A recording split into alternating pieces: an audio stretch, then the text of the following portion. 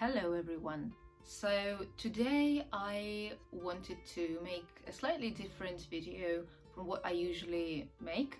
I thought that I would take on a new project, and I wanted to record it and share with you one of my many hobbies and things that I like to make with my hands. You probably don't know this if you're seeing me for the first time or if you know me from this channel. However, people who know me in real life are familiar with the fact that I really like designing clothes and sewing them, and this hobby is quite new for me. I am still quite bad at it, honestly, so this is definitely not going to be a very precise and high quality tutorial on how to make a piece of clothing. However, I think it's going to be a lot of fun because I really love creating clothes for myself. I really love the whole process. So I've taken up sewing just about half a year ago. That's when I started learning it, and I discovered that we had a sewing machine at home that we had just, hidden on a shelf, standing there for about 10 years. And once I discovered that we had that sewing machine, I thought, why not learn to use it, and why not discover what I'm capable of. Also, I discovered a long time ago that I'm very picky when it comes to clothes and when it comes to dressing up myself. I am very attentive to style choices, and although you probably can't see it now, but normally I try to dress up in a very elaborate way in real life. I try to really, find many ways of styling myself so that I look good and also feel psychologically comfortable in what I'm wearing. However, I have been faced with the problem that I think many of you will find relatable and very common, and it's that when I go to those typical mass market clothing stores, I can almost never find anything that suits my body type very well, that suits my measurements, that suits my face, my skin color, that, basically suits my style, just my preferences. So instead of buying clothes from like Zara and H&M and all of that, I decided, why don't I learn making clothes myself and just design whatever I want and make clothes that I actually like and that are actually comfortable, made from very nice natural fabrics. I must also say that one of my greatest interests in life since my very childhood has been fashion history, and I am obsessed with the end of the 19th century and the beginning of the 20th century.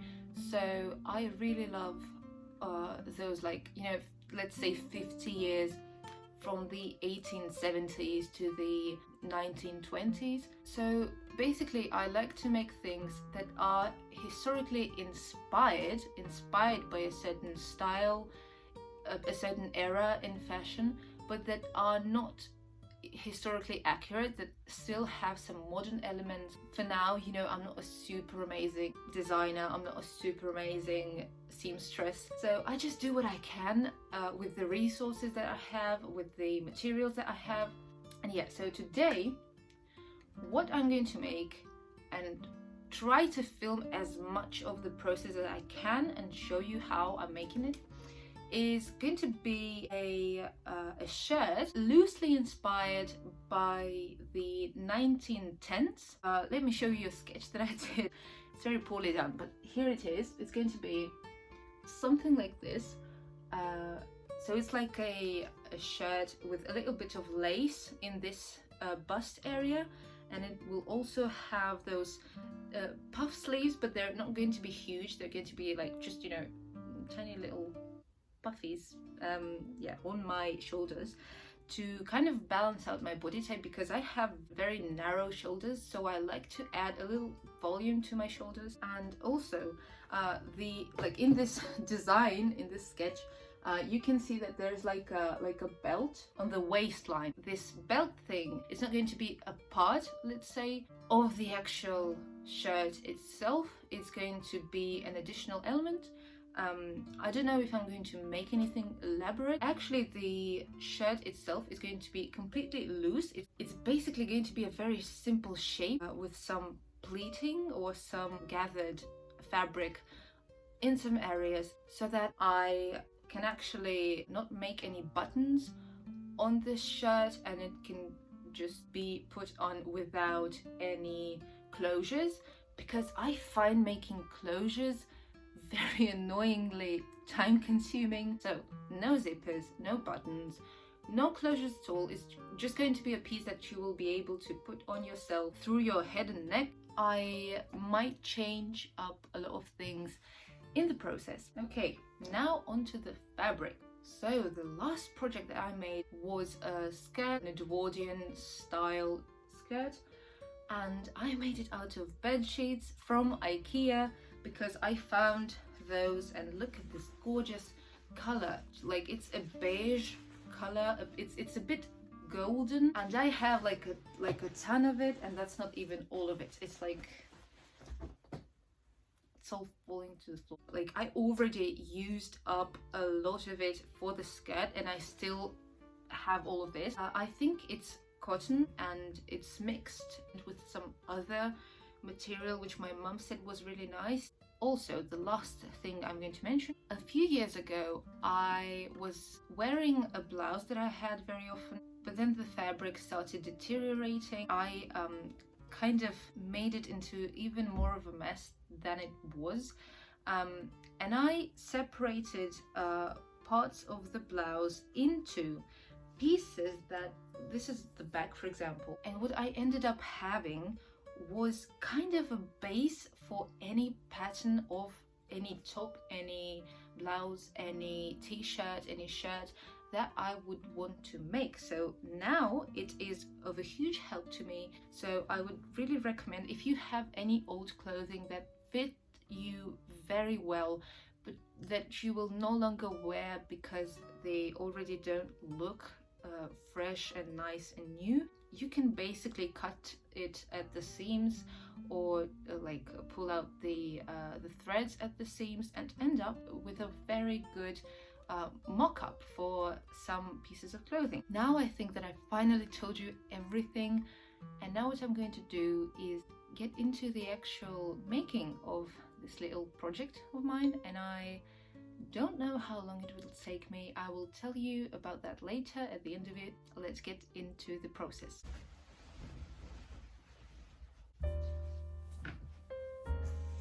So first, I of course need to straighten my fabric and cut out all the necessary pieces for this project. And yes, I am using my bed as basically the only surface in my house that is plain and big enough for me to lay my fabric on and cut everything out. And you know what, it works out well for now.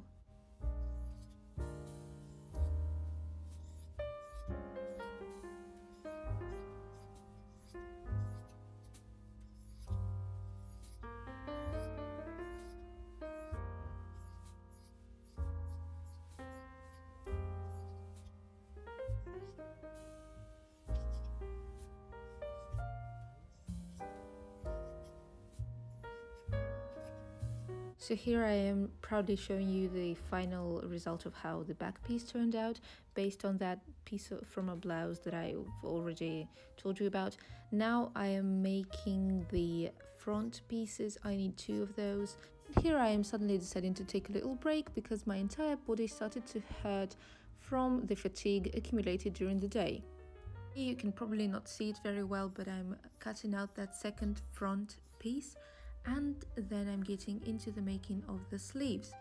For that, I've taken one of those sleeves from my old blouse and I've cut it into 4 parts and distributed those throughout the fabric piece for the sleeve to end up with a piece that will serve me to make a puff sleeve instead of a plain sleeve.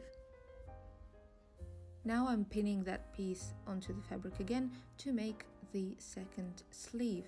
And with a few more details being cut out, I've ended up with all my pieces, which you can see here and here. Now we can finally start assembling the whole thing together, and I'm starting by making the gathers that will kind of be below my shoulders and on my bust area or a bit above.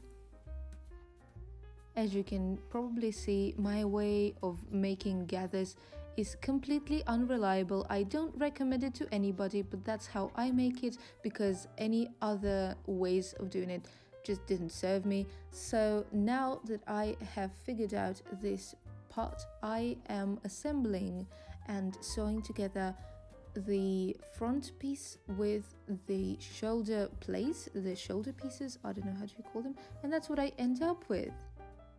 Now I'm going through that edge again with a zigzag stitch this time, so that the edge does not fray.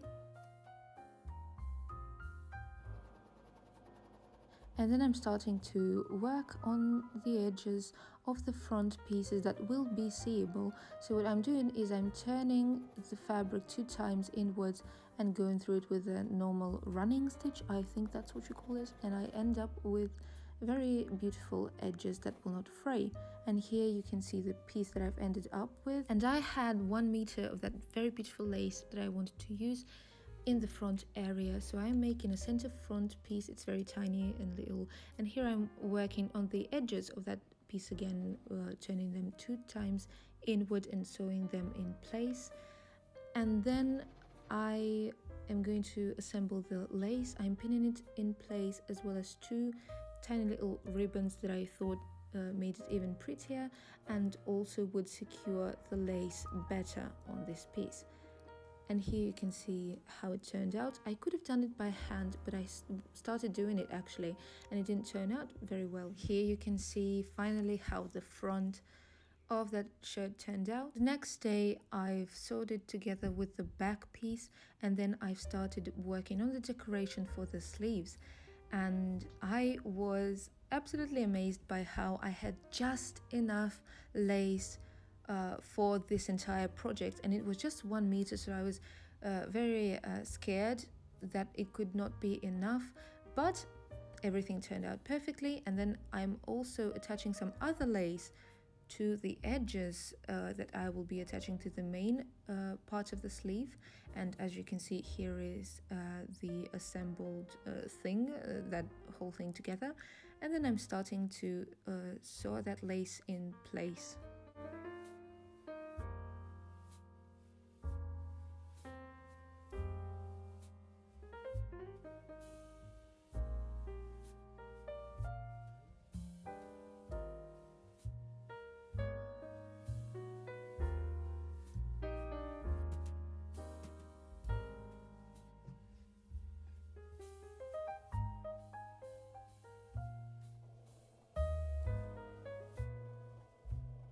Now that all the lace is in place, I can finally sew in the sleeves. I know that many people sew in the sleeves when the side seams of the bodice are already done. However, I prefer to work on that shoulder line first and then assemble the whole thing together and sew all the side seams, both of the sleeves and of the bodice. Here, as you can see, I'm fidgeting with the fabric, and what I'm doing is I'm trying to assemble the pleats of the sleeves so that they form that puffed shape. I've pinned it all in place, and actually I've just eyeballed all the pleats. I haven't measured them and the distance between them, but it kind of worked out, so that's not a big deal. And here you can see the sleeves being done and the seams of the sleeves being also complete. Then I've just completed the side seams of the bodice and worked on the raw edges. After a few final adjustments and changes, I can finally show you the final result in just a second.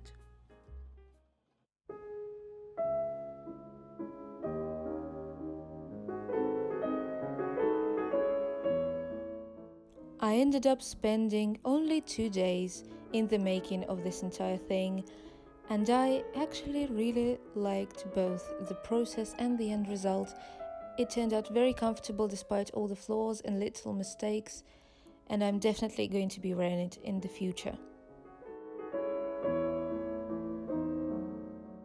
With all of that being said and shown, I really hope that you liked watching this video. If it is so, stay with me on this channel and I hope to see you very, very soon. Thank you very much for watching and goodbye.